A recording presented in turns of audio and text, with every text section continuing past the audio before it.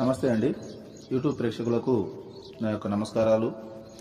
ఈ మరుగుమందు చూసారా అండి? మరుగుమందులో రెండు రకాలు ఉంటాయి. మనకు ఒకటి వచ్చేసి తినే తాగే దాంట్లో పెట్టేది, అంటే అది కడుపుకు పెట్టేదన్నమాట.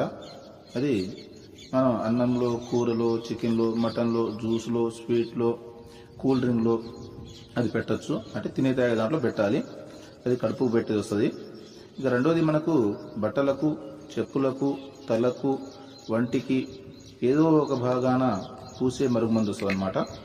అది లిక్విడ్ వస్తుంది, అది పవర్ఫుల్ లిక్విడ్ అనమాట. అది కొద్దిగా అంటించినా ఇక మనం చెప్పినట్టే వింటారు, మన చెప్పు చేతలో ఉంటారు. అంటే వాళ్ళకు మనం చెప్పింది ఏదమవుతుంది అనమాట.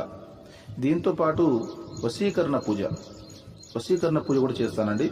చాలా సంవత్సరాల నుంచి చెడిపోయిన భార్యాభర్తలు కానీ, ప్రేమికులు కానీ, పిల్లలు కానీ, ఎవరైనా కానీ చాలా సంవత్సరాల నుంచి చెడిపోయిన వాళ్ళని పీర్ల ద్వారా, వాళ్ళ ఫోటోల ద్వారా నేను వశీకరణ పూజ చేస్తాను. వశీకరణ పూజ చేసి వాళ్ళని దగ్గర చేస్తాను. నాకు చాలామంది చెప్పారు, గురుగారు వాళ్ళ కాడ వీళ్ళ కాడ తీసుకొని